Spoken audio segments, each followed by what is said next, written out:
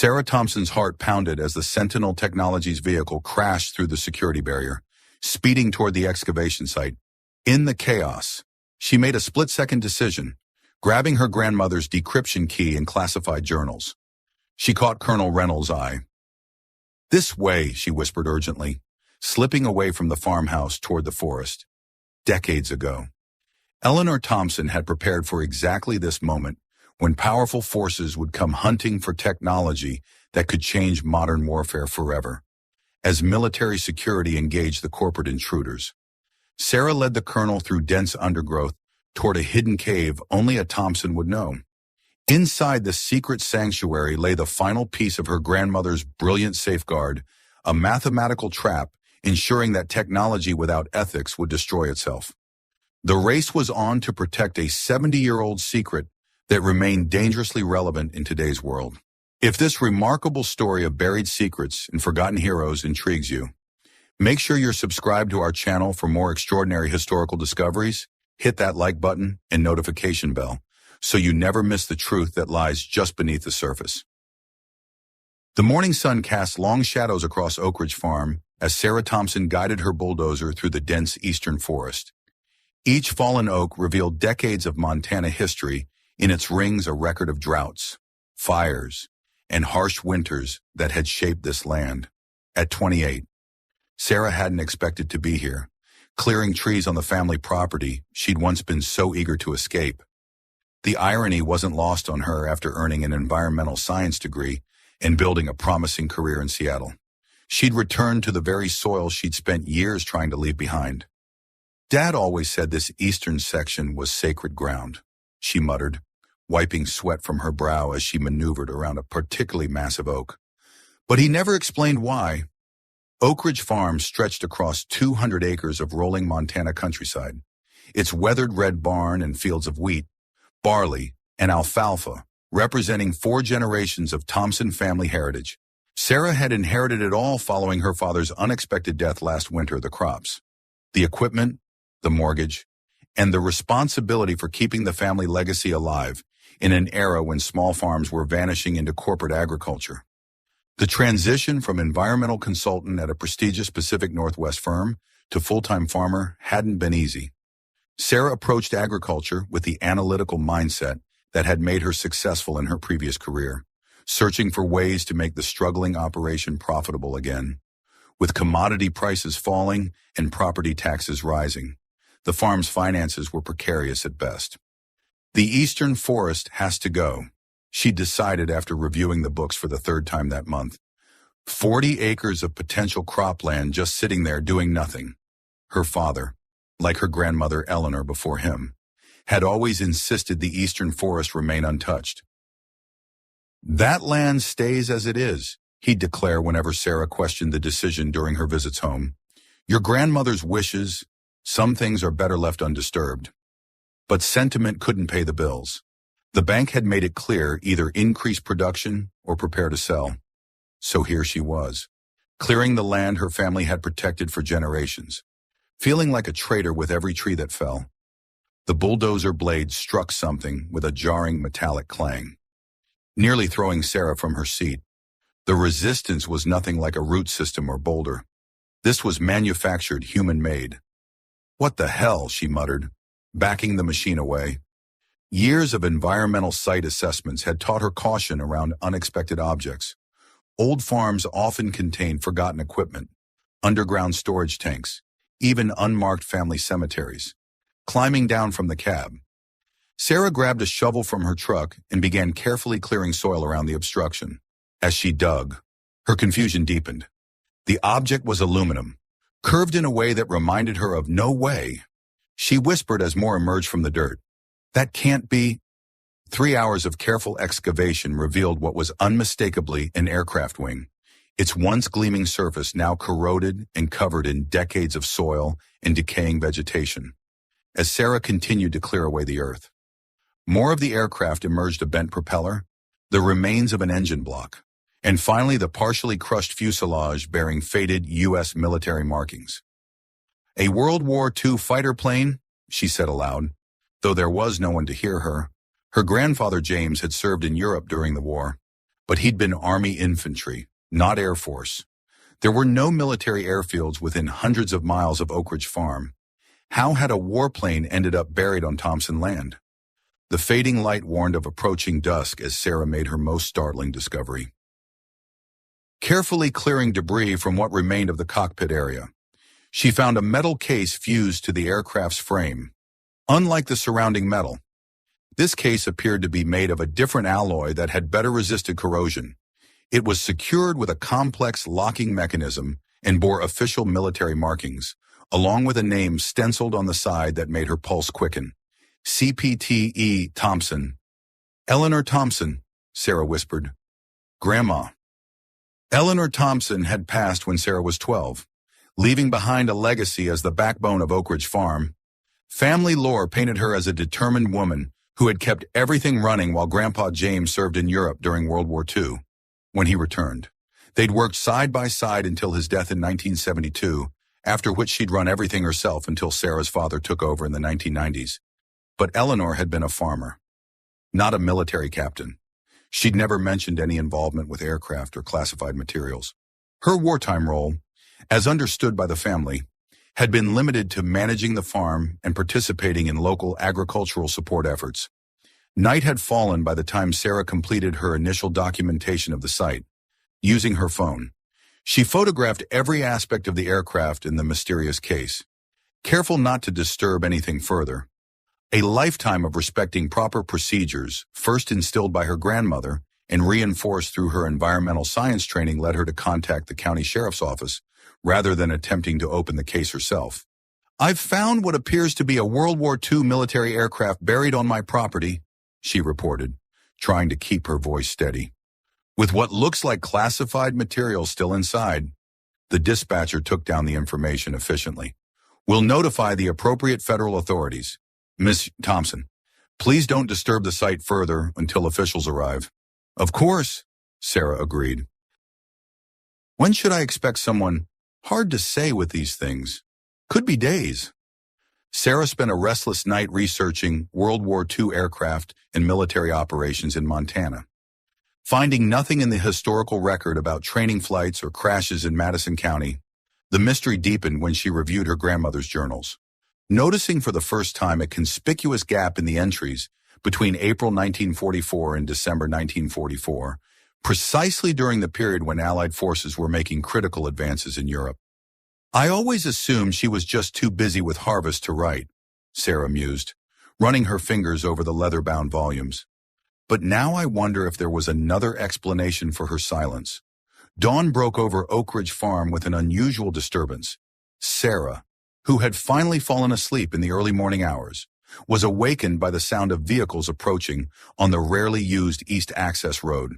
Looking out her bedroom window, she saw a convoy of unmarked black SUVs and military-style trucks making their way toward the crash site she had discovered the previous day, hastily pulling on work clothes. Sarah rushed outside to intercept the unexpected visitors. By the time she reached the eastern field, a dozen individuals in specialized gear were already establishing a perimeter around the partially excavated aircraft. Their uniforms bore no standard military branch insignia, but their organized efficiency clearly indicated professional training. "Excuse me," Sarah called out, approaching what appeared to be the team leader. "This is private property. I'm Sarah Thompson, the owner." A tall man with close-cropped silver hair turned to face her. "Colonel William Reynolds, Defense POW MIA Accounting Agency." He introduced himself, extending a government identification card. "We're responding to your report about a discovered military aircraft. I need to ask you some questions about this site. Miss Thompson?" Sarah was taken aback by the speed and scale of the response. "I only called the sheriff last night. How did you mobilize a team this quickly?" Colonel Reynolds' expression remained neutral. "Certain keywords in your report triggered immediate notification protocols. World War II aircraft with potential classified materials falls under our jurisdiction for recovery and identification." As they spoke, more vehicles arrived, including specialized equipment trucks containing what appeared to be ground-penetrating radar and advanced scanning technology. A separate team began unloading preservation materials designed for recovering fragile historical artifacts. I understand you discovered a secured case with military markings. Colonel Reynolds continued. Can you show me exactly where it's located? Sarah led the colonel to the partially exposed cockpit area, pointing out the metal case still fused to the aircraft's frame. It has my grandmother's name on it, Eleanor Thompson. She ran this farm during the war, while my grandfather served in Europe. At the mention of the name, Colonel Reynolds exchanged a significant glance with one of his colleagues. Eleanor Thompson, he repeated carefully. You're certain that's the name on the case? Positive E. Thompson with a captain's designation, which makes no sense. My grandmother was a civilian farmer, not military personnel. Colonel Reynolds consulted a tablet one of his team members handed him, scrolling through information not visible to Sarah. Mrs. Thompson, I believe there's more to your grandmother's history than your family may have been aware of. This aircraft and its contents are connected to a classified operation from 1944 codenamed Project Aurora. The revelation sent a jolt through Sarah. My grandmother was involved in a classified military project. That's impossible. She never left Montana during the war. That's the official record, Colonel Reynolds agreed. But Project Aurora involves civilian specialists with specific skill sets who operated under military authority while maintaining their cover identities, based on our preliminary assessment. Your grandmother may have been one of those specialists. As they spoke, a technician approached with scanning equipment, having completed an initial assessment of the metal case. Sir, preliminary readings indicate the case integrity is intact. Contents appear to be preserved despite the age and crash conditions. We're detecting unusual material composition consistent with the Aurora specifications. Colonel Reynolds nodded. Establish a Level 3 containment protocol and prepare for controlled extraction. Turning back to Sarah, whose confusion was evident, Colonel Reynolds adopted a more sympathetic tone. Ms. Thompson, I understand this is unexpected and concerning. I'm authorized to share certain historical information with you, given your familial connection to this operation. But I need to establish a secure debriefing environment first. Sarah stood her ground, crossing her arms. This is my property, and apparently my grandmother's legacy, whatever you're planning to do here. I deserve to know why military personnel are suddenly swarming my farm over a 70-year-old crash. Colonel Reynolds considered this for a moment, then nodded. You're right. Please join me in our mobile command center. What I'm about to tell you is still classified, but given your direct connection and the circumstances, you've been granted provisional clearance. As they walked toward one of the larger vehicles, Sarah noticed the team working on the aircraft had uncovered more of the fuselage, revealing a compartment behind the cockpit that appeared to have been modified from the standard design. That's not standard for a P-47 Thunderbolt, she observed, her research from the previous night allowing her to recognize the anomaly. No, Colonel Reynolds confirmed. This aircraft was specially modified for Project Aurora. Only 12 were converted, and until today, we believed all were accounted for. Finding the missing 13th aircraft is historically significant in itself, but if the case contains what we suspect, this discovery has implications beyond historical documentation. Inside the mobile command center, screens displayed real-time data from the scanning equipment surrounding the crash site. Maps of the property overlaid with geological surveys and historical aerial photographs covered one wall, while another showed what appeared to be personnel files from the 1940s. Colonel Reynolds gestured for Sarah to sit at a small conference table, then activated a security protocol that created a sound-dampening field around them. What I'm about to share with you would normally require extensive background checks and security clearances. Given the circumstances and your grandmother's involvement, we're expediting the process. Sarah leaned forward, her scientific curiosity overcoming her initial alarm. What exactly was Project Aurora, and how was my grandmother involved? Colonel Reynolds pulled up a historical file on a secure tablet. In 1943, as the war in Europe intensified, the Allies became aware that Germany was developing advanced guidance systems for their weapons. The ability to precisely target military installations from great distances would have given them a significant advantage. The United States initiated a counter-program to develop our own guidance technology, but also to create countermeasures against the German systems. The colonel swiped to display technical schematics that, even to Sarah's untrained eye, appeared remarkably sophisticated for 1940s technology. Project Aurora recruited civilians with specialized knowledge physicists, engineers, and importantly, individuals with a rare aptitude for calculating complex navigational coordinates. Your grandmother, according to these records, possessed an exceptional mathematical ability that made her valuable to the project. Sarah shook her head in disbelief.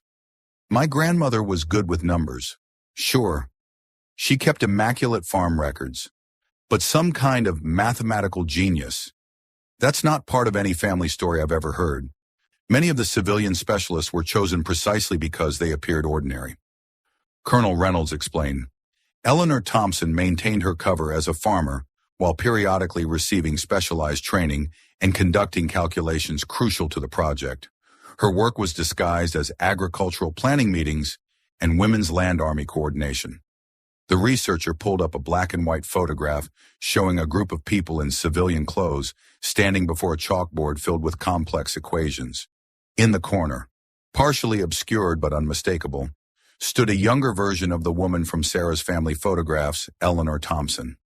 This is from a training session in 1943, Colonel Reynolds explained.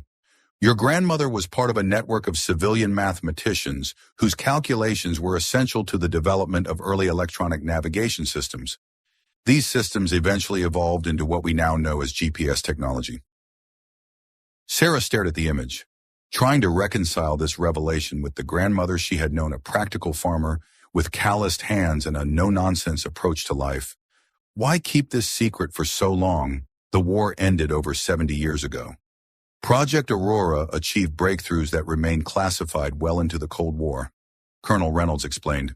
Additionally, the civilian specialists were given permanent cover identities to protect them from potential Soviet interest in their expertise. Your grandmother's contribution to military technology advancement was significant enough that maintaining her cover was considered a matter of national security.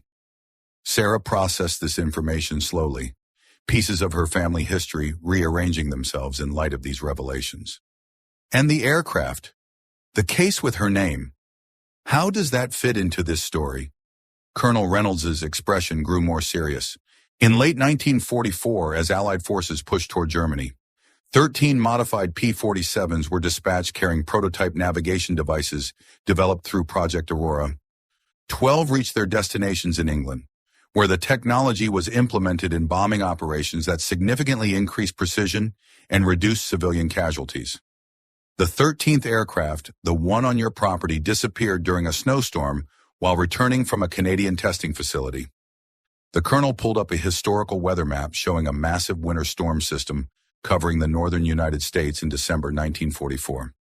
The pilot reported engine trouble near the Montana border, then all contact was lost, despite extensive searches. No trace of the aircraft or its cargo was ever found until now. Sarah's mind was racing. So this plane crashed on our farm during a snowstorm in 1944. But that doesn't explain why it was buried so thoroughly, or why my grandmother's name is on a classified case inside it. That, Colonel Reynolds said gravely, is what makes this discovery particularly sensitive, according to the original mission parameters. Your grandmother wasn't supposed to be involved in the transport phase of the project. Her name on that case suggests she may have either created the contents or was intended to receive them, neither of which aligns with the official record.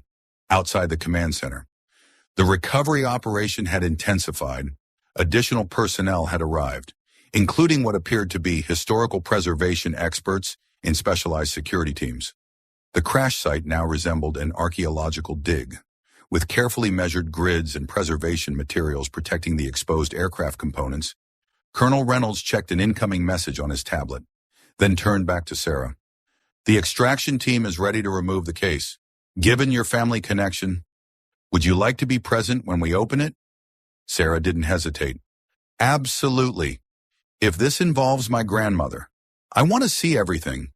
As they exited the command center, Sarah noticed that the team had fully exposed the aircraft's identification numbers. A technician was photographing them carefully while consulting historical records. We've confirmed the aircraft's identity. the technician reported. "This is definitely the missing P-47 from the Aurora Squadron. Tail number 224897. Pilot was Lieutenant Richard Hayes, listed as missing in action since December 11, 1944. Colonel Reynolds nodded solemnly. "Have the recovery team check for human remains. Lieutenant Hayes' family deserves closure after all these years." Sarah followed Colonel Reynolds to a specialized tent that had been erected over the cockpit area.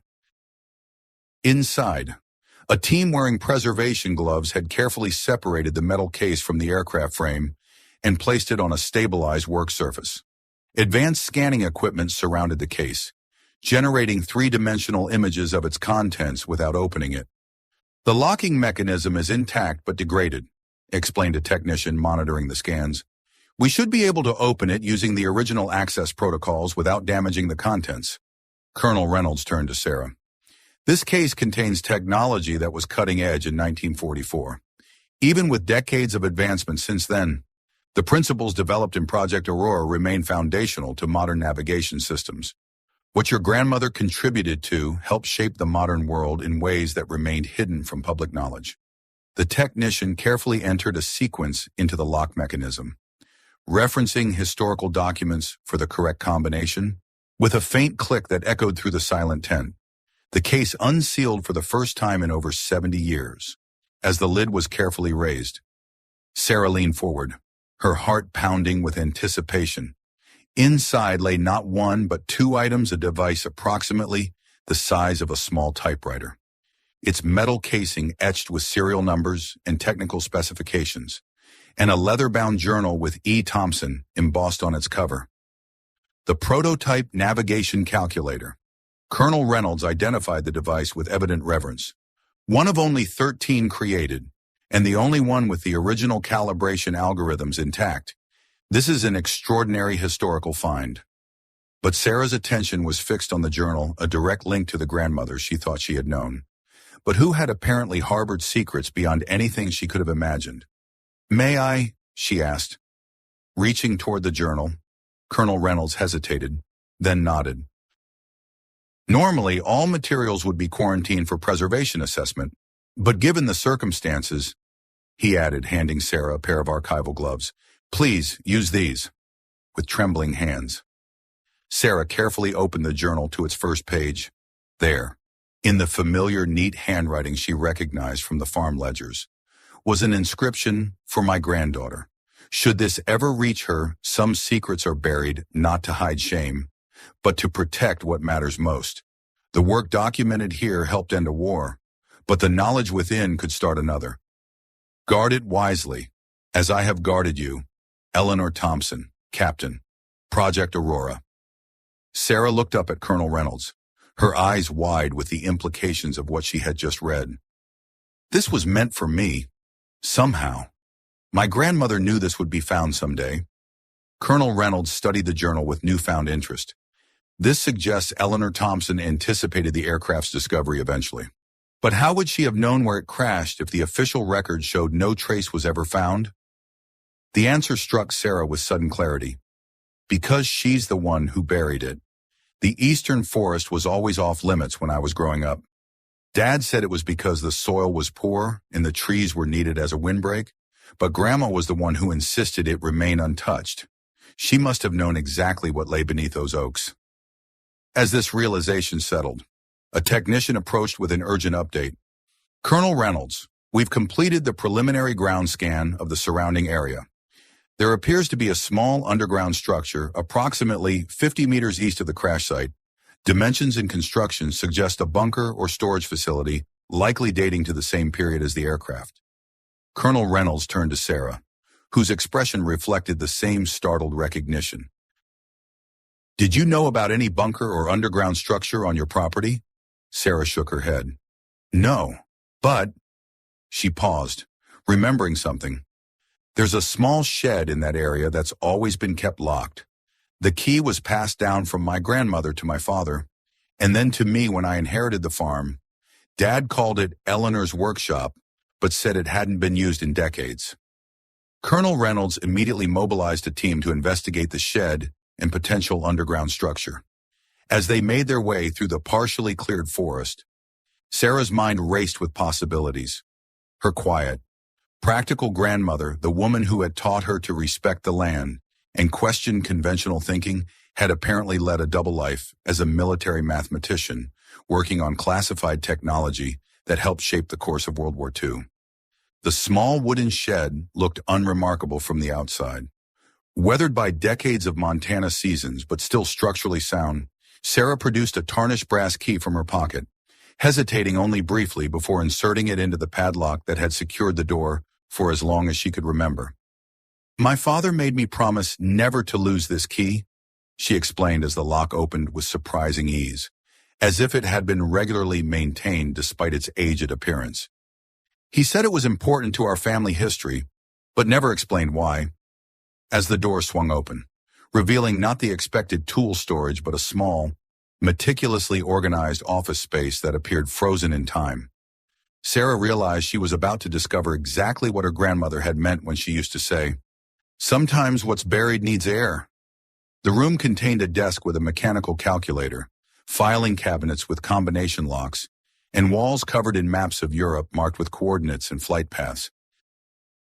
In the center of the floor was a trap door, its existence hidden by a woven rug that had been carefully positioned to conceal it while appearing decorative. "This was her real workshop," Sarah whispered, taking in the hidden command center her grandmother had maintained in plain sight on their family farm.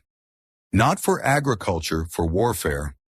Colonel Reynolds studied the maps with professional interest. "Your grandmother wasn't just a mathematician, Miss Thompson, based on these materials. Eleanor Thompson was coordinating multiple aspects of Project Aurora from this location.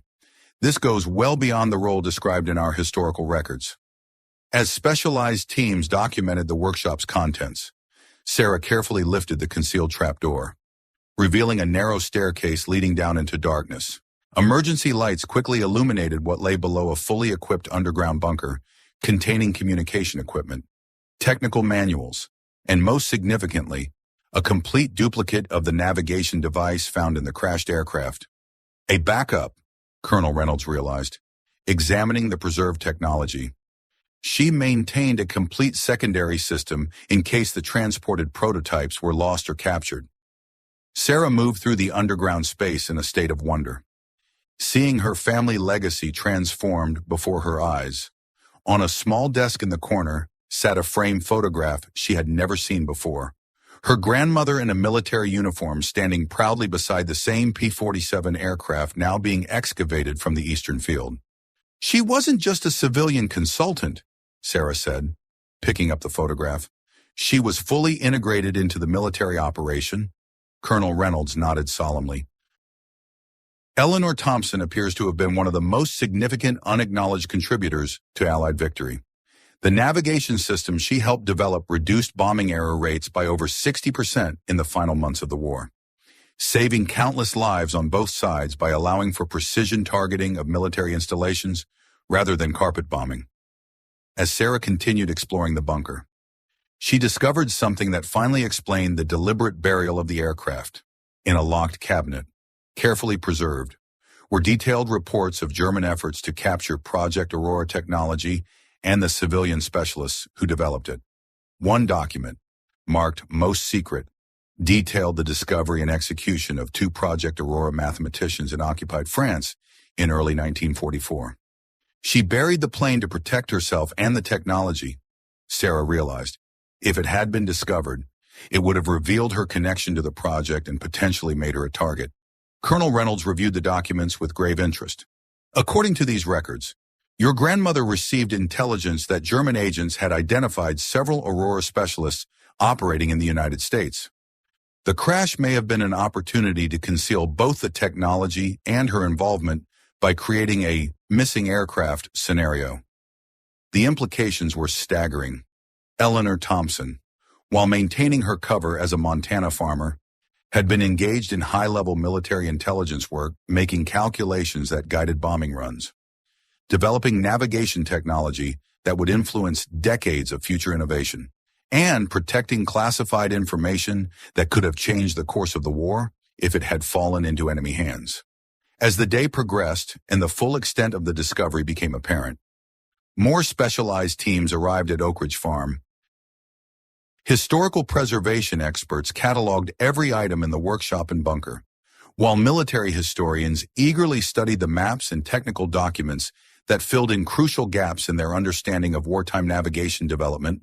For Sarah, each new revelation transformed her understanding of her family heritage. The farm she had inherited wasn't merely agricultural land passed through generations. It was the carefully maintained cover for operations that had helped shape modern history. Your grandmother's contributions remain classified because they continued to influence military technology well into the Cold War. Colonel Reynolds explained as they reviewed Eleanor's technical journals together. The principles she developed for calculating precise coordinates under varying atmospheric conditions became foundational to satellite navigation systems developed decades later. The journal Sarah had found in the metal case proved especially revealing. Beyond technical calculations and project notes, Eleanor had included personal reflections that showed the weight of her dual responsibilities maintaining the farm that supported the local wartime economy while secretly performing work that directly influenced military operations overseas. I calculate coordinates by day that guide bombs to their targets. Eleanor had written in one entry from 1944, by night, I pray for the men who fly the missions, including those whose faces I'll never know. The fields I tend feed a nation at war. While my equations help ensure those sacrifices won't be in vain, few will ever know the true crop harvested from this Montana soil, not food, but the mathematics of victory. As evening approached, Sarah sat on her farmhouse porch, watching the continued activity around the crash site and workshop. The woman she had known as her practical, no-nonsense grandmother had been revealed as something far more complex, a mathematical prodigy who had used her exceptional abilities to serve her country while maintaining the family farm and protecting her community from the knowledge of the dangerous work concealed beneath its peaceful surface. Colonel Reynolds joined her, holding a formal document. Miss Thompson, I've received authorization to share something with you. Your grandmother was posthumously awarded the Distinguished Service Medal in a classified ceremony in 1985. Your father was briefed on a limited basis about her service, though the full extent of her contributions remained restricted information. Dad knew, Sarah asked, surprised. He never said anything. According to our records, he honored her wish to maintain the family's public identity as farmers rather than drawing attention to her classified work. The workshop was to be preserved, but not accessed unless circumstances demanded it. Your father was entrusted with maintaining this secrecy until such time as the information could be safely revealed. Sarah considered this, remembering her father's insistence on leaving the eastern forest undisturbed and his careful maintenance of the locked workshop. He was protecting her legacy, just as she protected the country. Colonel Reynolds nodded. And now that legacy passes to you, along with decisions about how it should be preserved going forward. As night fell over Oak Ridge Farm, Sarah Thompson found herself at a crossroads similar to ones her grandmother must have faced decades earlier, balancing the responsibilities of maintaining the family farm with newly discovered obligations to history and national security. The cleared trees that had led to this extraordinary discovery had literally unearthed not just a missing wartime aircraft, but a profound family legacy of service, sacrifice, and quiet heroism. My grandmother always said that farming teaches you to look beyond the surface, Sarah reflected, watching as lights illuminated the continuing work at the crash site. I never realized just how deeply that philosophy ran in our family. The crashed P-47 and its classified cargo had remained buried for over 70 years, protected by oak trees and family silence. Now exposed to the light of a new century, Eleanor Thompson's extraordinary contributions would finally receive the recognition they deserved. While her granddaughter began to understand that the true inheritance of Oak Ridge Farm extended far beyond its fertile soil and weathered buildings to encompass a legacy of courage, intelligence, and unwavering dedication to principles that transcended the boundaries of her Montana fields. As morning light filtered through the remaining oaks surrounding Oak Ridge Farm, Sarah Thompson stood at the kitchen window, coffee mug in hand, watching the methodical activity around the crash site. The initial shock of yesterday's discoveries had given way to a profound curiosity about her grandmother's secret life. Military personnel continued their careful excavation of the P-47 Thunderbolt, while another team cataloged the contents of Eleanor's hidden workshop and underground bunker. Colonel Reynolds approached the farmhouse, his crisp demeanor softened slightly by the events of the previous day. Sarah met him on the porch, offering a fresh cup of coffee, which the colonel gratefully accepted. "We've made significant progress overnight," Colonel Reynolds reported. "The navigation device is even more sophisticated than our historical records suggested. Your grandmother's mathematical innovations were at least a decade ahead of their time." Sarah gestured toward the eastern field. "Have you found any trace of the pilot, Lieutenant Hayes?" Colonel Reynolds nodded solemnly. "Human remains were recovered from the cockpit area. DNA testing will confirm, but personal effects suggest it is indeed Richard Hayes. His family has been notified that we may have finally located him after all these years." The weight of this human cost settled over Sarah. Beyond the technological discoveries and family revelations lay the stark reality of a young pilot who never returned home, whose fate had been concealed on her family's land for decades. "There's something else you should see," Colonel Reynolds said, extending a weathered leather wallet. "This was found in a sealed compartment of the aircraft. The preservation is remarkable." Sarah carefully opened the wallet to find military identification for Lieutenant Richard Hayes, alongside a faded photograph of a young woman standing before a farmhouse, unmistakably her grandmother. "Eleanor." "They knew each other," Sarah whispered, studying the image. On the back was handwritten, "Eleanor, my guiding star, forever. Richard." Colonel Reynolds watched Sarah's reaction carefully. "We've been reviewing your grandmother's journals from the workshop. It appears Eleanor and Lieutenant Hayes work closely together on Project Aurora. Their relationship seems to have extended beyond professional collaboration." This unexpected connection sent Sarah back to her grandmother's journals with fresh perspective. Returning to the farmhouse study, she carefully examined Eleanor's agricultural records from 1944, noting now the subtle patterns that had been invisible before weather observations that tracked perfect flying conditions. Notations about radio signals, disguised as comments about farm equipment, and most tellingly, entries about Richard visiting for equipment consultations. She documented everything in plain sight, Sarah marveled. Hidden within ordinary farm records, a technician arrived with newly processed photographs from the bunker's archives, revealing Eleanor in military settings alongside scientists and officers in several images. Lieutenant Richard Hayes appeared at her side, their professional demeanor betrayed by the subtle ways they stood together, slightly closer than protocol would dictate. "We've confirmed something remarkable," Colonel Reynolds explained, joining Sarah in the study. According to declassified records, Lieutenant Hayes wasn't just a pilot. He had a mathematics background from Princeton and was selected specifically to test the navigation systems your grandmother helped develop. They were intellectual counterparts. This revelation transformed Sarah's understanding of the crashed aircraft. It wasn't merely a military transport that happened to fall on Thompson land. It represented a direct connection between her grandmother and the young pilot who carried her mathematical innovations into the war. Hayes was flying Eleanor's prototype directly to her, Colonel Reynolds continued. The mission logs indicate he diverted from his assigned route, possibly to deliver the device personally rather than through official channels. The snowstorm provided cover for this unauthorized detour.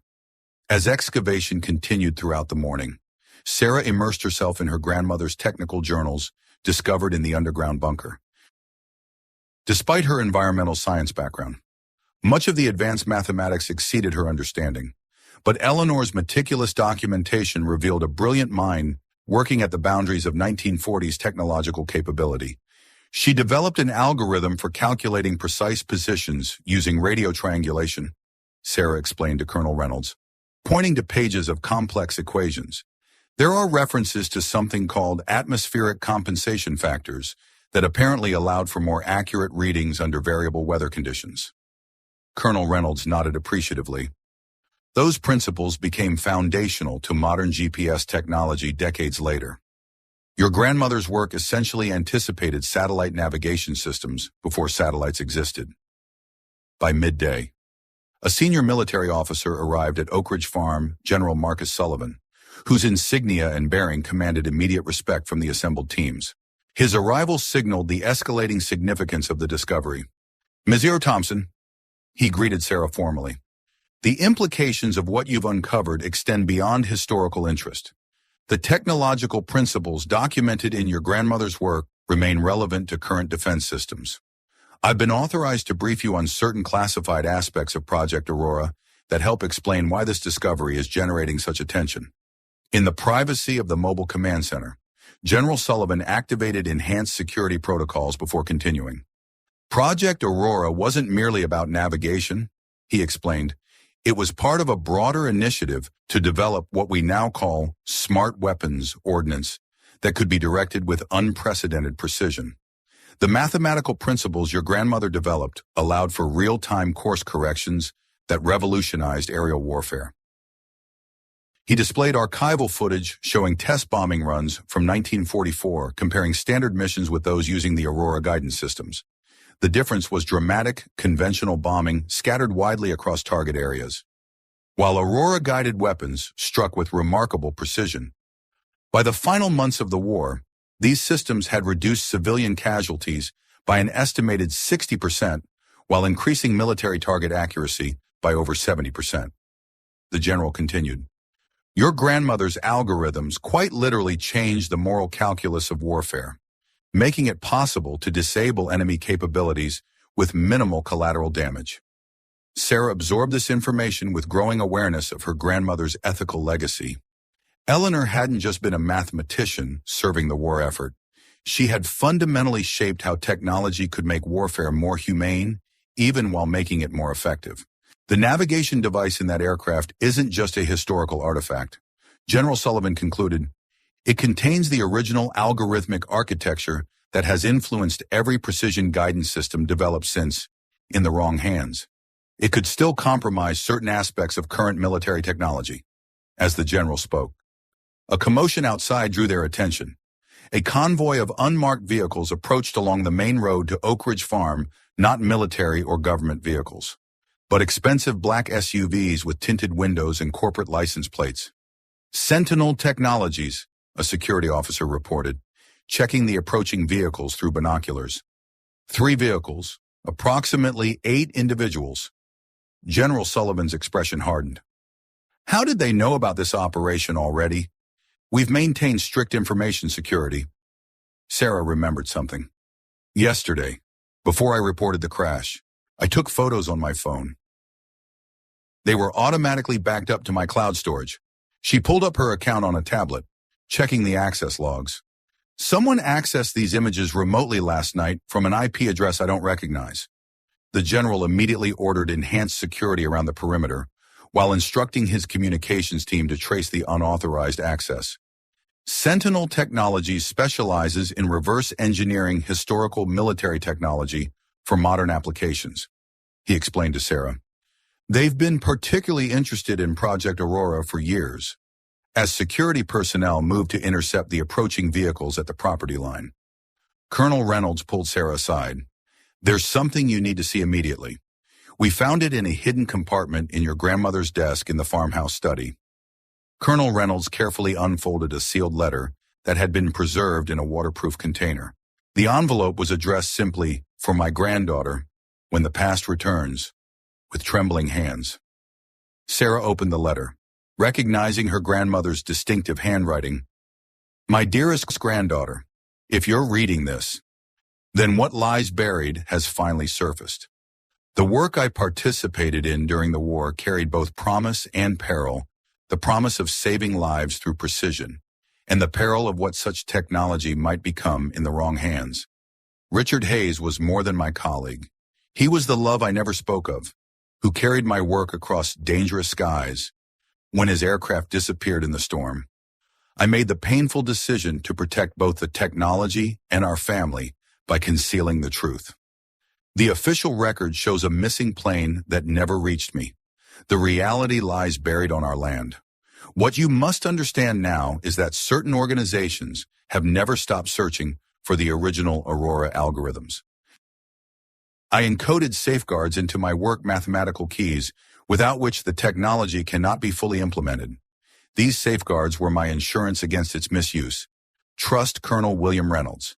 He was my student decades ago, though he may not reveal this connection immediately. The continuation of Project Aurora has remained in the hands of those who understand its ethical implications. The final key is hidden where only a Thompson would think to look beneath the roots of what sustains us, with love and faith in your judgment. Eleanor Thompson. Sarah looked up at Colonel Reynolds with newfound understanding. You knew my grandmother personally? Colonel Reynolds nodded, dropping his official detachment. Eleanor was my doctoral advisor in applied mathematics at MIT in the 1980s. Few knew of her academic work she published under a pseudonym while maintaining her identity as a Montana farmer. When this discovery was reported, I requested the assignment specifically because I recognized the location. Outside, the standoff at the property line continued.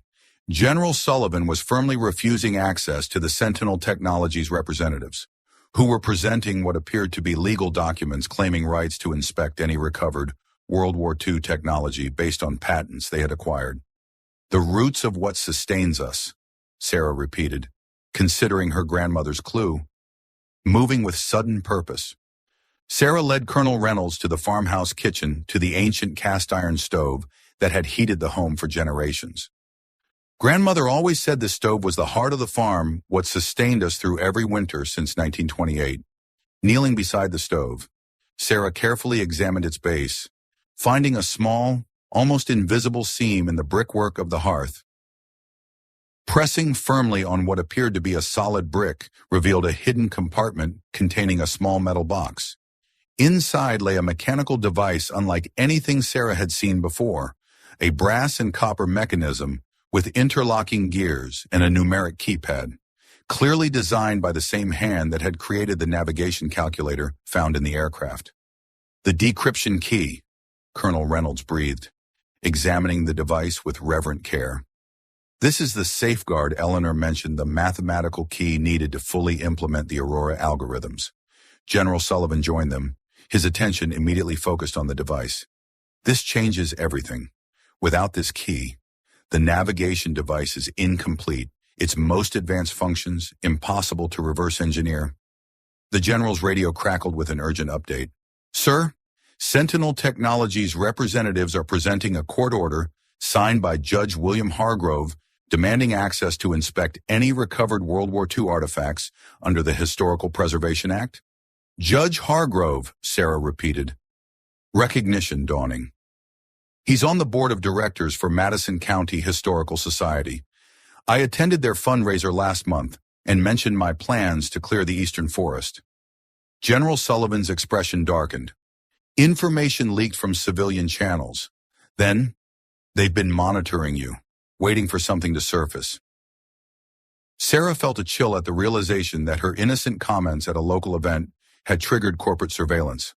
What do they want with 70-year-old technology? Surely modern systems are far more advanced. Modern systems evolved from your grandmother's work, Colonel Reynolds explained, but they incorporate computational inefficiencies, necessary compromises made because no one fully understood her original algorithms. This device contains the pure, elegant mathematics as Eleanor conceived it, potentially allowing for guidance systems far more precise than anything currently deployed.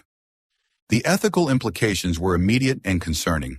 Such technology could advance peaceful applications like autonomous vehicles in disaster response systems, but could equally enable weapons with unprecedented precision and destructive capability. We need to secure both devices immediately, General Sullivan decided. Thompson, as the legal property owner and Eleanor's heir, your cooperation would simplify matters considerably. Sarah considered her grandmother's letter the hidden workshop, where Eleanor had balanced mathematical brilliance with ethical foresight, and the approaching corporate representatives whose interests seemed primarily commercial rather than historical. I'll cooperate on one condition, Sarah stated firmly. My grandmother's work needs to be protected not just from misuse, but for its historical and scientific significance, I want her full contribution acknowledged and preserved." Before the general could respond, a commotion erupted at the property line. Despite security measures, one of the Sentinel Technologies vehicles had forced its way through, speeding toward the crash site with urgent purpose. "Secure the devices," General Sullivan ordered as security personnel moved to intercept the approaching vehicle. In the ensuing chaos, Sarah made a split-second decision. Taking both the decryption key and her grandmother's journals, she slipped away from the farmhouse toward the dense forest at the western edge of the property, an area she knew intimately from childhood explorations. "This way," she called to Colonel Reynolds, who hesitated only briefly before following. "There's somewhere my grandmother showed me somewhere. Only a Thompson would know to look." As security forces contained the Sentinel Technologies intrusion, Sarah led Colonel Reynolds along a nearly invisible path through dense undergrowth. After several minutes of difficult hiking, they reached a natural rock formation that appeared unremarkable, except to someone who knew its secret. "Grandmother called this the counting stones," Sarah explained, carefully shifting a specific rock that revealed a narrow opening. "She taught me how to measure angles between certain stones to locate this entrance. I always thought it was just a game." The narrow passage opened into a small cave with a flat, dry floor. Battery-powered LED lights activated automatically as they entered, revealing a space that had been prepared decades earlier as a secure fallback position, complete with preserved supplies, communication equipment, and a reinforced safe. She prepared for exactly this scenario, Colonel Reynolds realized, examining the cave's contents. Eleanor anticipated that someday someone would come looking for her work. Sarah carefully placed the decryption key and journals in the safe, whose combination she knew instinctively. The geographic coordinates of Oak Ridge Farm translated into a numeric sequence. "We should return before they notice we're missing," Colonel Reynolds suggested. "The general is trustworthy, but in this situation, keeping Eleanor's safeguards separated from the navigation device is precisely what your grandmother intended." When they emerged from the forest, the situation at Oak Ridge Farm had stabilized. Military police had detained the Sentinel Technologies representatives who had breached the property line, while General Sullivan was engaged in tense negotiation with the company's legal team. "Their court order is technically valid," he explained when Sarah and Colonel Reynolds rejoined him, giving no indication he had noticed their brief absence. "But we're asserting national security precedents. This will eventually reach higher courts. But for now, we maintain control of the site and all recovered materials." Throughout the afternoon, as legal arguments continued at the property boundary, the technical teams completed their recovery of the aircraft and its contents. The remains of Lieutenant Richard Hayes were respectfully transferred to a specialized transport for proper identification and eventual return to his family. In a quiet moment, Sarah stood beside the excavated crash site, now just an empty depression in the earth where secrets had lain buried for decades. She thought about the young pilot who had diverted from his mission to deliver her grandmother's work personally, a decision that cost him his life, but potentially kept the technology from falling into the wrong hands. "Lieutenant Hayes' sacrifice wasn't in vain," General Sullivan said, joining her at the site. "Our preliminary assessment of the aircraft suggests it was damaged before the crash, possibly by enemy action. He managed to reach your grandmother's property before going down, which can't have been coincidence. He was trying to bring it home to her," Sarah realized, "not to a military installation or research facility, but to Eleanor personally." As evening approached, the Sentinel Technologies representatives finally departed under military escort, their court order temporarily superseded by national security directives. Their departure marked only the beginning of what would clearly become a complex legal battle over the rights to Eleanor Thompson's technological legacy in the farmhouse kitchen. Sarah hosted an impromptu gathering of the senior project personnel, General Sullivan, Colonel Reynolds, and key members of the recovery team. The informal setting seemed appropriate for discussing Eleanor Thompson's work, surrounded by the everyday farm environment she had maintained as her cover. "Your grandmother's contribution to navigation technology saved countless lives during the war," General Sullivan acknowledged, raising a toast with the coffee Sarah had prepared. but her ethical foresight in creating mathematical safeguards may prove equally important to history. Eleanor understood something essential that many scientists miss. Colonel Reynolds added his perspective, that technological advancement without ethical constraints can lead to unintended consequences. Her deliberate limitation of her own work shows remarkable wisdom, as the officials discussed the immediate security measures needed to protect both the recovered technology and Oak Ridge Farm itself. Sarah felt a growing clarity about her own role in this unfolding story. She was not merely the accidental discoverer of historical artifacts or the inheritor of family property. She was the continuation of a legacy of responsibility that Eleanor had carefully prepared her for, even from beyond the grave. "General," Sarah said, interrupting the technical discussion with newfound confidence, "I believe I understand what my grandmother intended.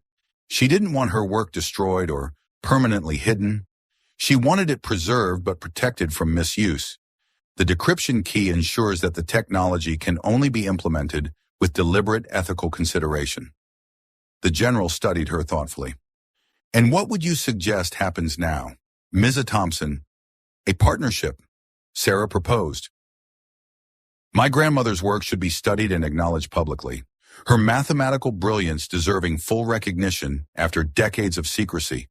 But the complete implementation of her algorithms should require multiple authorizations, creating a system of checks and balances that prevents unilateral deployment." Colonel Reynolds smiled with evident approval. "That approach honors both Eleanor's scientific contribution and her ethical concerns. It's exactly what she would have wanted."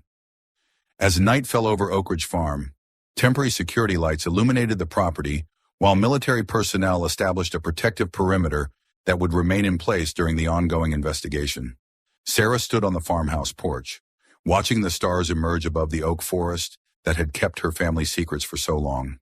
Colonel Reynolds joined her, offering a document he had prepared. "I've drafted an initial proposal for the Eleanor Thompson Historical Technology Trust, a framework that would protect your grandmother's intellectual property while allowing for its studied application under ethical guidelines." Sarah reviewed the document, recognizing that it represented a path forward that balanced historical acknowledgement, scientific advancement, and ethical safeguards. "This feels right," she said simply, honoring both her genius and her foresight.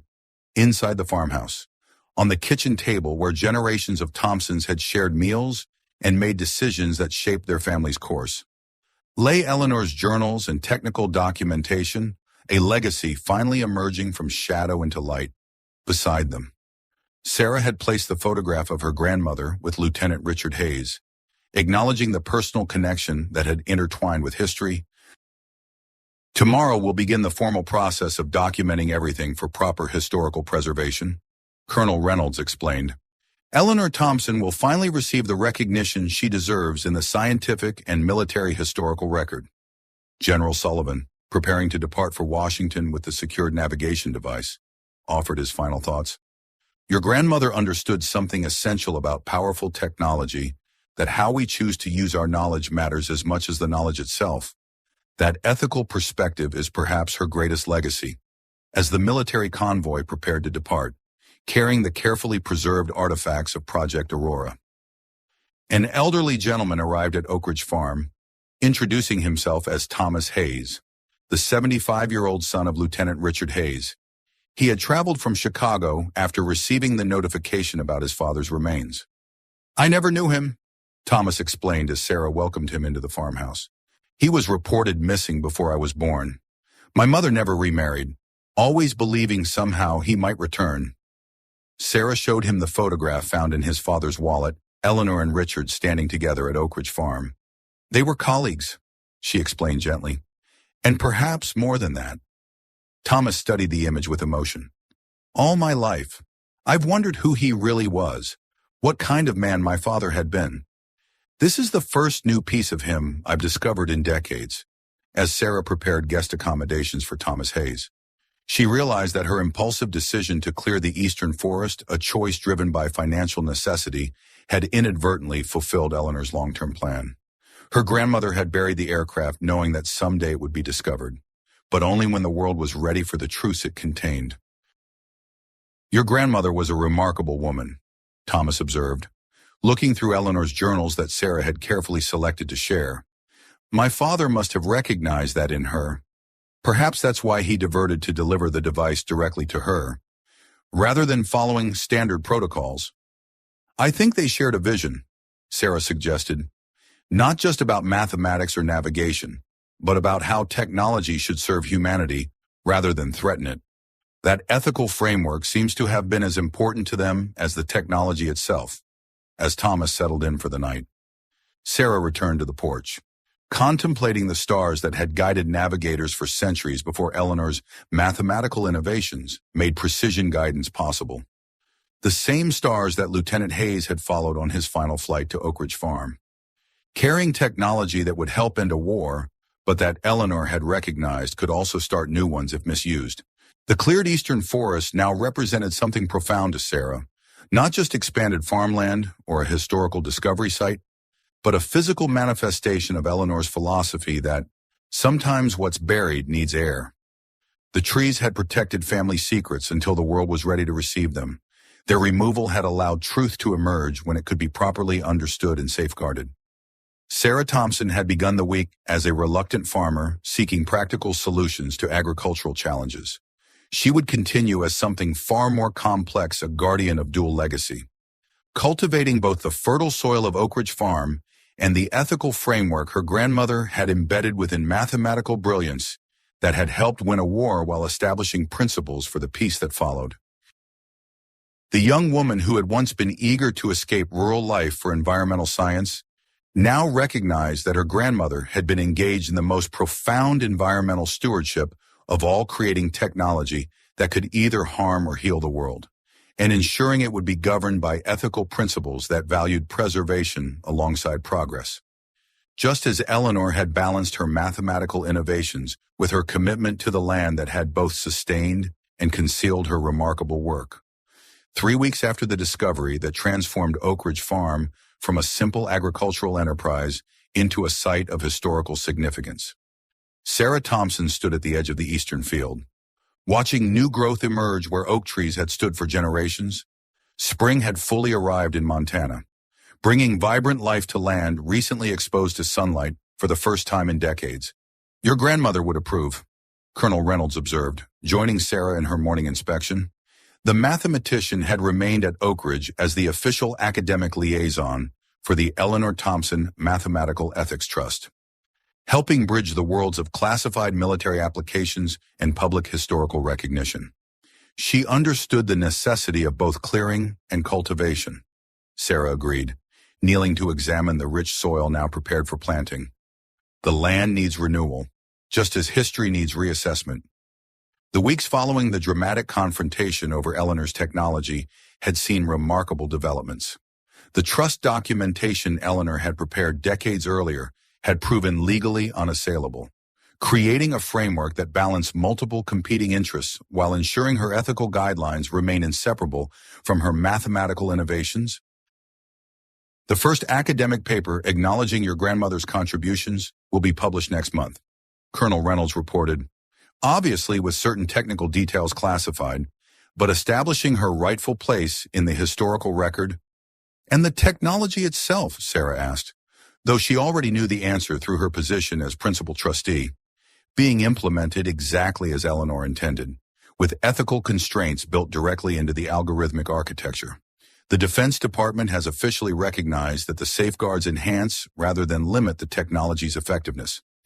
This vindication of Eleanor's integrated approach represented perhaps the most significant victory, rather than treating ethical considerations as external restrictions imposed on technology. The military and scientific communities had been forced to acknowledge that Eleanor's moral framework was mathematically embedded within her innovations, the two inseparable by design. Walking back toward the farmhouse, they passed the site where the P-47 had rested for over 7 decades. Now carefully excavated and restored to its original contours, the area had been designated as a small memorial garden, a place of reflection rather than agricultural production. The historical marker arrives tomorrow, Colonel Reynolds noted. The wording has been approved by both the Trust Committee and the military reviewers. The marker would acknowledge Lieutenant Richard Hayes's final mission and sacrifice without revealing classified details. While honoring Eleanor Thompson's dual contributions to agriculture and military technology, the deliberate balance between transparency and necessary security reflected Eleanor's own lifelong navigation between public farming and classified mathematics. At the farmhouse, Thomas Hayes was assisting with the cataloging of personal artifacts recovered from the underground workshop. His perspective as Richard Hayes' son had proved invaluable in understanding the human dimension of the historical narrative. Complementing the technical assessment of Eleanor's mathematical innovations, "I found something remarkable," he called as Sarah entered a series of letters. "My father wrote these to your grandmother, but they were never sent, apparently carried in the aircraft but preserved separately from his official effects." The letters revealed the depth of connection between the pilot and the mathematician, a relationship founded on shared values as much as personal attraction. Richard Hayes had recognized in Eleanor Thompson not just brilliant intelligence, but moral clarity about how such intelligence should be applied. She saw the full circle. Thomas read from one letter, "From the mathematics of destruction to the algorithms of reconstruction, while others calculate merely to hit targets, Eleanor calculates to minimize innocent casualties, to preserve what must be rebuilt, to end the fighting more quickly with less suffering. Her equations contain more humanity than most philosophers' entire works." This perspective reinforced what had become increasingly clear through Eleanor's journals and technical documentation, that her ethical framework wasn't an afterthought, but integral to her mathematical approach. She had designed systems that accomplished military objectives while minimizing civilian impact, that balanced immediate tactical needs with long-term humanitarian considerations. "The Foundation is sending representatives next week," Colonel Reynolds reminded Sarah as they reviewed the ongoing implementation of the trust provisions. Their grant could establish the educational program permanently. This initiative, perhaps more than any other aspect of Eleanor's legacy, had captured Sarah's passion. The Eleanor Thompson STEM Ethics program would bring students from across the country to Oak Ridge Farm, using the historical narrative of the mathematician-farmer as a framework for exploring the inseparable relationship between technological advancement and ethical responsibility. "We'll host the first group in the barn," Sarah decided, envisioning the historic structure transformed into an educational space without sacrificing its agricultural authenticity. They should experience the same balance Eleanor maintained theoretical principles applied in practical contexts. By midday, the farm welcomed an unexpected visitor, General Sullivan, now accompanied by the director of the National Science Foundation. Their arrival without prior notice suggested developments beyond the established trust protocols. "Ms. Thompson," the general greeted her formally, "something has emerged that requires your immediate attention as trustee, a situation that Eleanor Thompson apparently anticipated decades ago. In the privacy of the farmhouse study," he explained the urgent development. 3 days ago, a research team at the Sentinel Technologies Advanced Computing Lab made a breakthrough in quantum computing that allows for unprecedented processing speed. Their first application attempt was reconstructing the original Aurora algorithms from fragmentary historical records.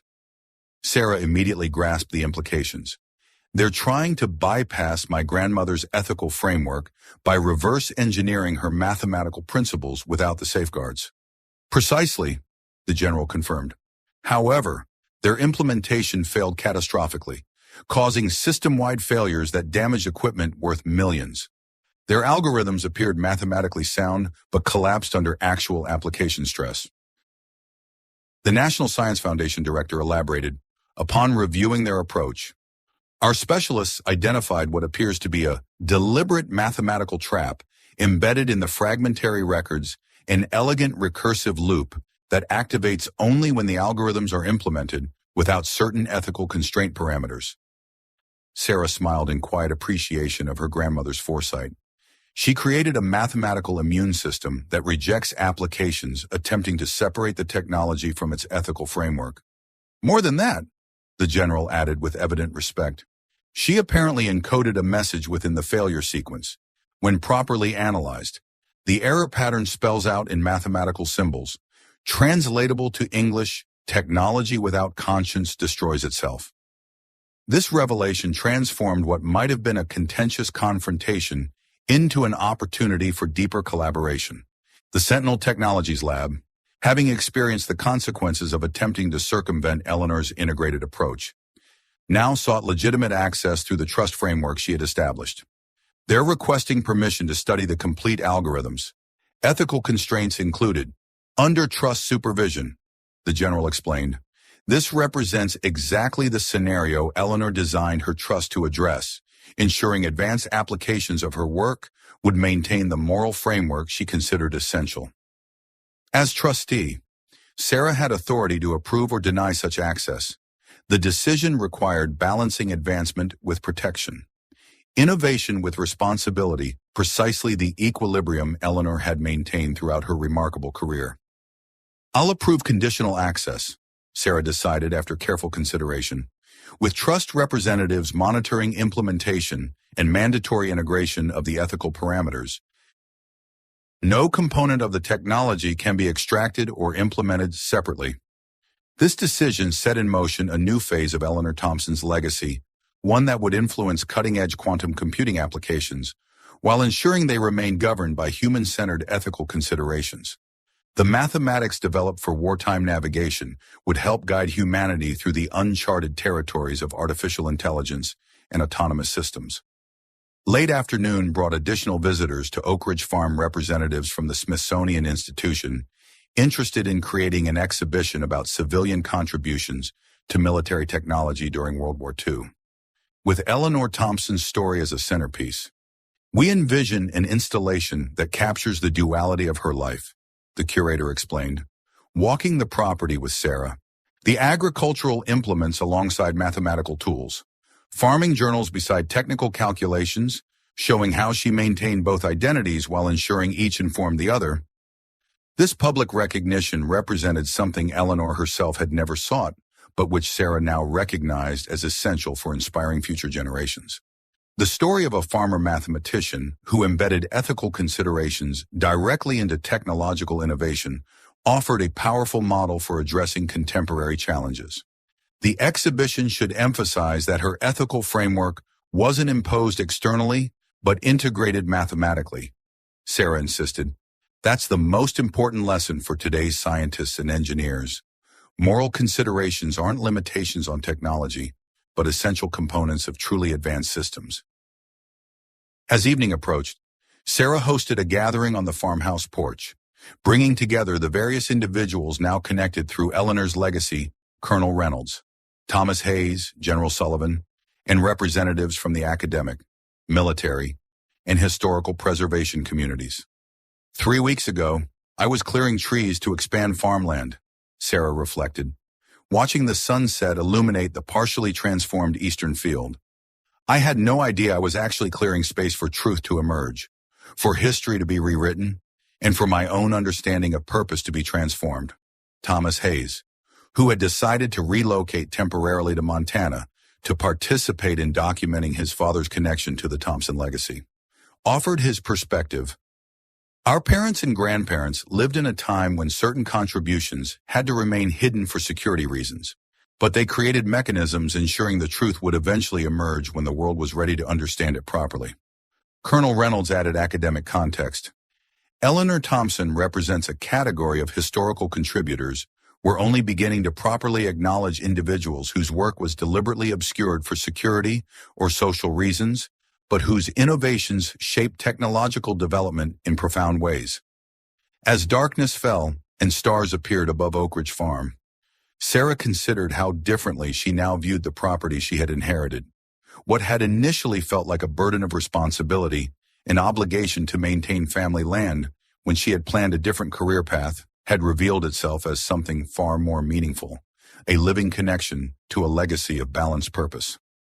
Eleanor understood something essential about innovation, General Sullivan observed, articulating what had become increasingly clear through study of her work. That technological advancement without ethical grounding becomes destructive not just morally, but functionally. Her mathematical safeguards weren't restrictions, but essential operating parameters. This principle had been dramatically demonstrated by the Sentinel Technologies Lab's failed attempts to implement the algorithms without their ethical components, resulting not in unrestricted capability, but in system collapse. Eleanor had encoded her moral framework so deeply into her mathematical innovations that they literally could not function when separated from their ethical foundations. The following morning brought a milestone in the unfolding story of Oak Ridge Farm's transformation. Construction crews arrived to begin converting the historic barn into the educational center that would host the Eleanor Thompson STEM ethics program while maintaining its authentic agricultural character. "We'll preserve the original structure completely," the historical architect explained, reviewing plans with Sarah. "The modifications focus on creating flexible learning spaces while honoring the barn's essential role in the farm's operation." This approach perfectly embodied Eleanor's own balanced perspective, recognizing that preservation and progress could coexist, that historical authenticity and contemporary purpose could strengthen rather than undermine each other. As workers began the careful renovation process, Sarah walked to the memorial garden being established at the crash site. There, landscapers were creating a contemplative space incorporating elements that symbolize both Eleanor's mathematical work and Richard Hayes's sacrifice patterns of plantings that subtly reflected the geometric principles underlying the Aurora algorithms. "We've incorporated native species that provide habitat for pollinators," the lead landscape designer explained. Knowing Sarah's environmental science background would appreciate this dimension, the garden will serve ecological purposes while honoring historical significance.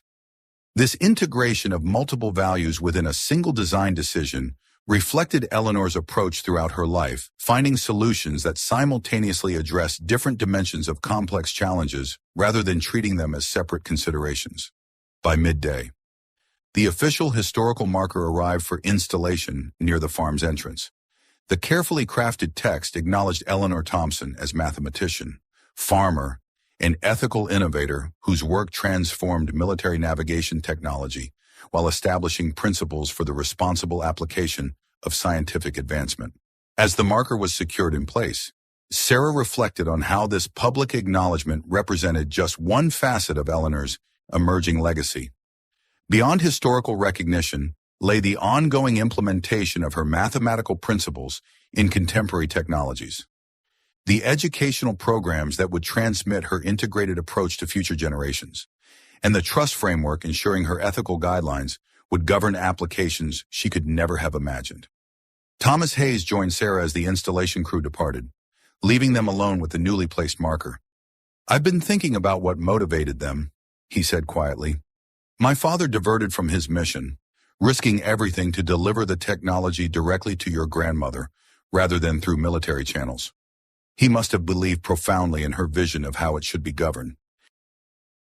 And she protected both his sacrifice and the technology by making the difficult decision to conceal the crash." Sarah added, "Not to hide the truth permanently, but to preserve it until it could emerge in the right context." This perspective had profound implications for Sarah's own decisions about the Eastern Field. While the crash site had been preserved as a memorial garden, the remaining cleared area presented an opportunity to implement sustainable agriculture practices informed by both Eleanor's traditional farming knowledge and contemporary environmental science. "I'm going to establish an experimental section," she decided, walking the boundaries of what had once been oak forest and would now become productive farmland. Applying regenerative agriculture principles that honor both the land's history and its future potential, this decision represented Sarah's own integration of seemingly separate aspects of her life, her environmental science training, her family's agricultural heritage, and the newly discovered legacy of balanced innovation that Eleanor had embodied.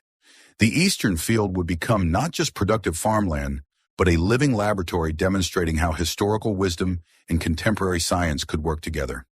As afternoon brought increasing activity to Oak Ridge Farm military personnel continuing to document the underground bunker, construction crews beginning barn renovations, and agricultural specialists assessing soil conditions in the Eastern Field, Sarah retreated briefly to her grandmother's study, seeking quiet reflection amidst the transformation.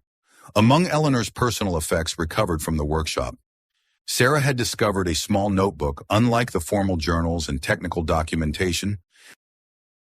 This contained more personal reflections, Eleanor's private thoughts about maintaining her dual identity, and the emotional weight of her wartime contributions. I calculate blast radiuses by day, one entry read, and measure rainfall by night.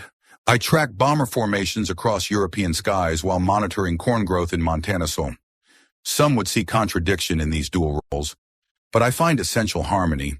Both require understanding natural patterns, respecting the principles that govern our world, and recognizing that human intervention must work with these patterns rather than against them.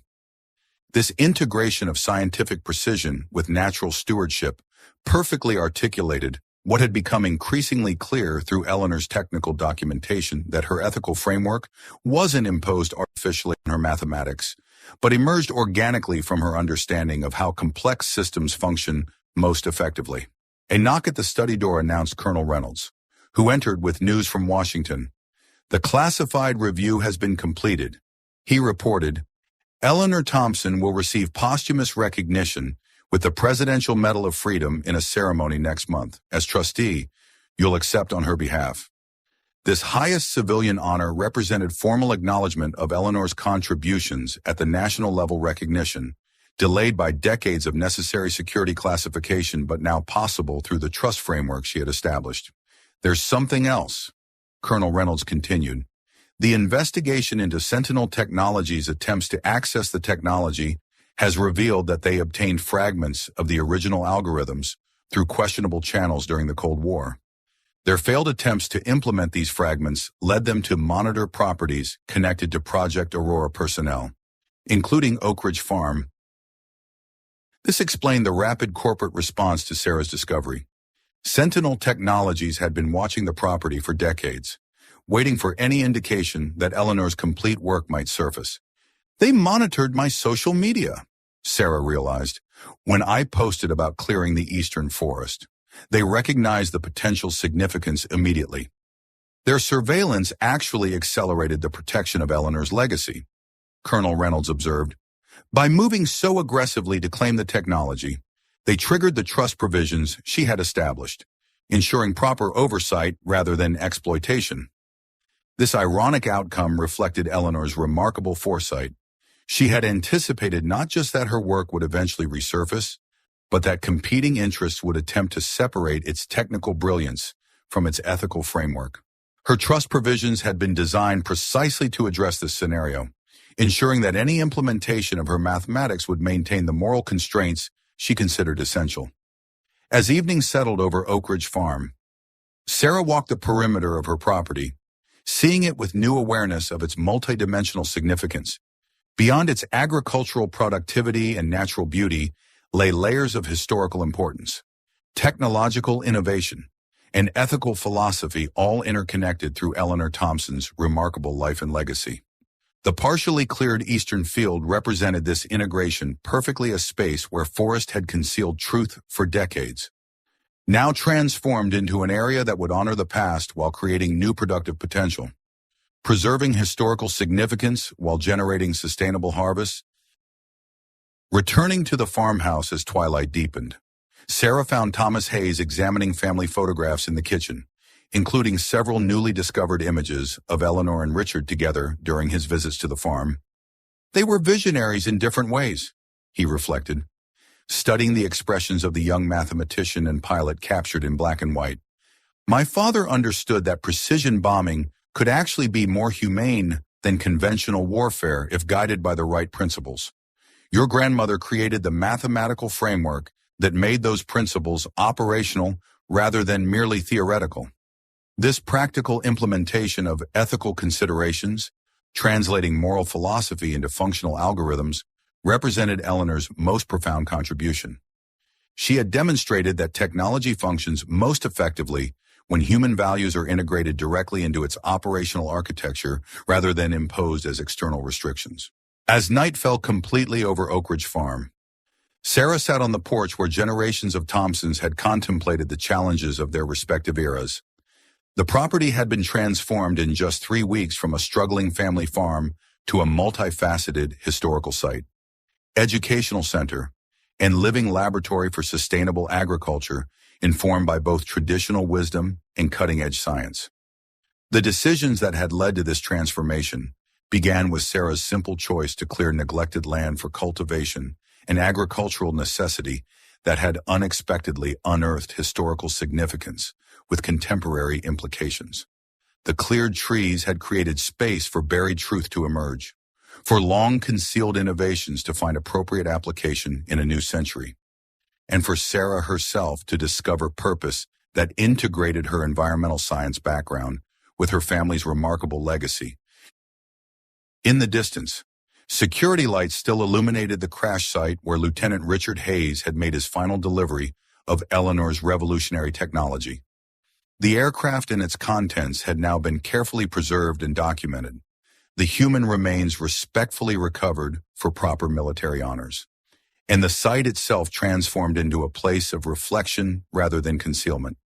What had begun as a young farmer's practical decision to expand productive acreage had revealed itself as something far more profound, the final phase of Eleanor Thompson's remarkable foresight, ensuring her mathematical brilliance and ethical framework would emerge together when the world was ready to understand their inseparable relationship. The next morning, as construction teams continued work on the barn renovation, Sarah received an unexpected visitor. Dr. Evelyn Chen, Chief Technology Officer of Sentinel Technologies, arrived alone and without corporate entourage, requesting a private conversation, initially wary. Sarah agreed to meet in the farmhouse kitchen, a deliberately informal setting that emphasized the farm's agricultural identity rather than its newfound historical significance. Colonel Reynolds joined them at Sarah's request, a quiet reminder of the trust's protective oversight. "I'm here in an unofficial capacity," Dr. Chen began, her expression more thoughtful than confrontational. "What I've come to say isn't Sentinel's official position, but something I feel compelled to share personally." Sarah remained cautiously silent, allowing the scientist to continue. "I was the one who led the failed attempt to reconstruct Eleanor Thompson's algorithms," Dr. Chen admitted. "I've spent 20 years studying fragmentary records of Project Aurora, believing we could reverse engineer the mathematical principles without fully understanding the ethical constraints Eleanor built into them." She placed a small flash drive on the kitchen table. "This contains our complete research data on the implementation failure.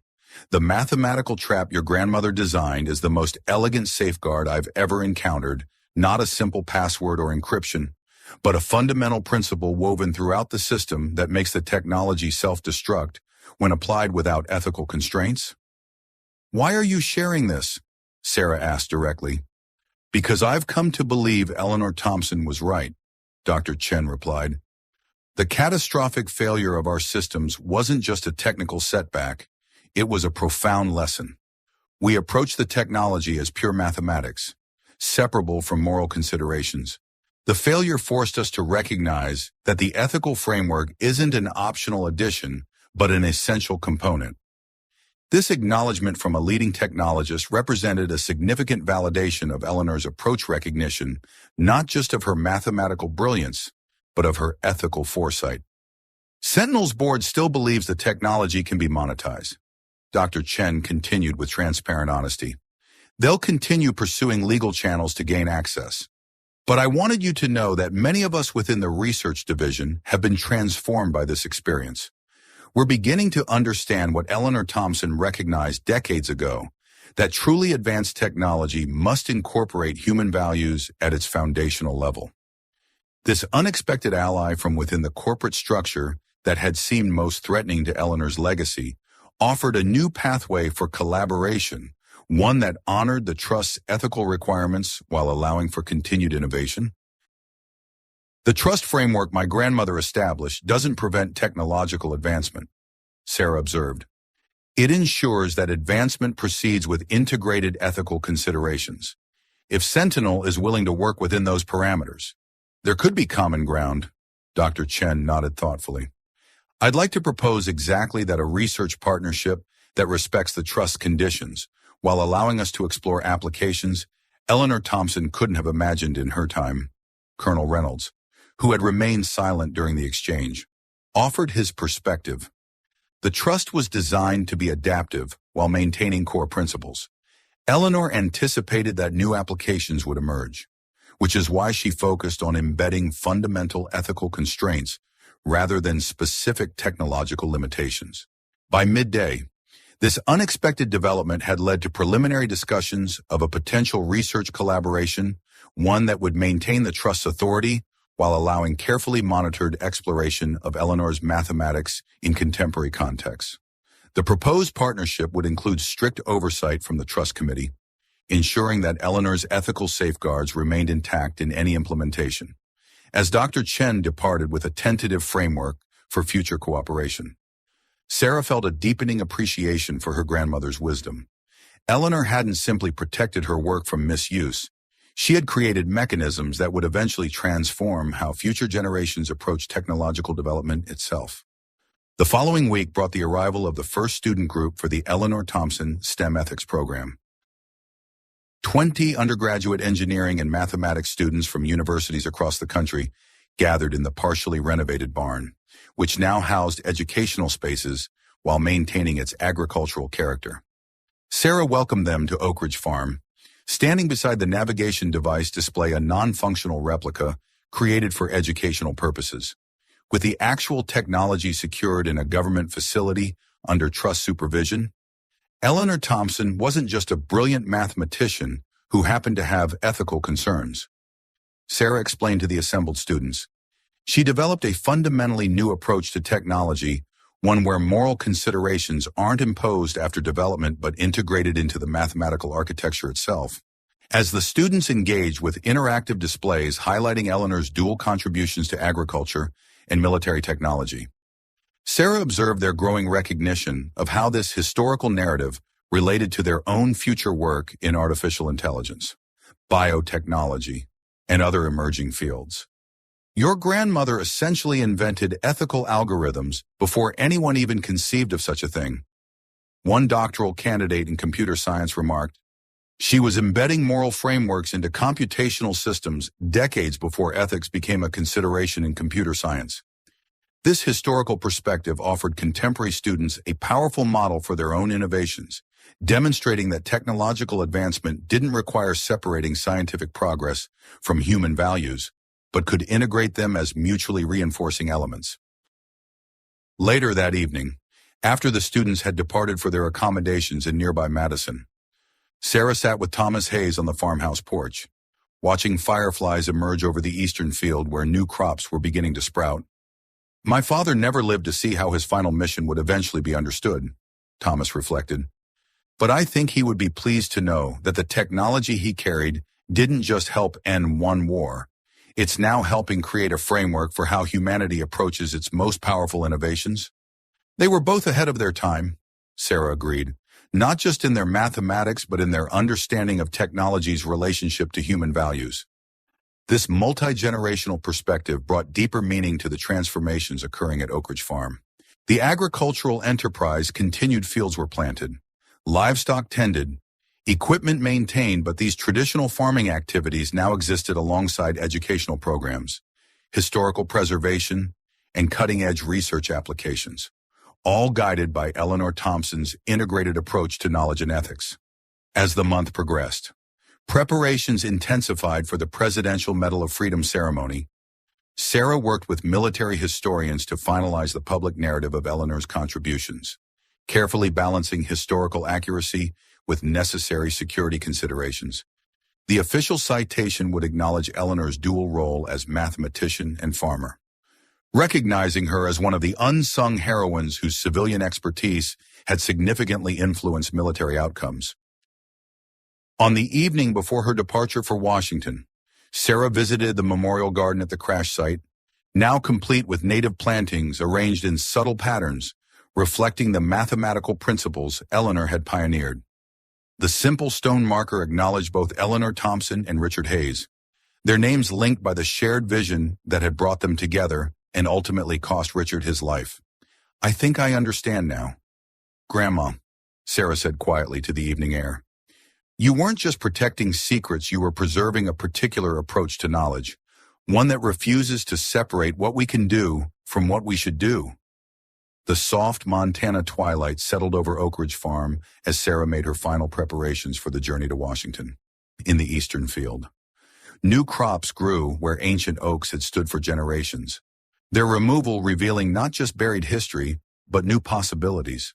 The farm had been transformed, yet remained true to its essence, just as Eleanor had maintained her identity as a farmer while engaging with the most advanced mathematics of her era. Sarah Thompson had cleared dead trees expecting to expand productive acreage.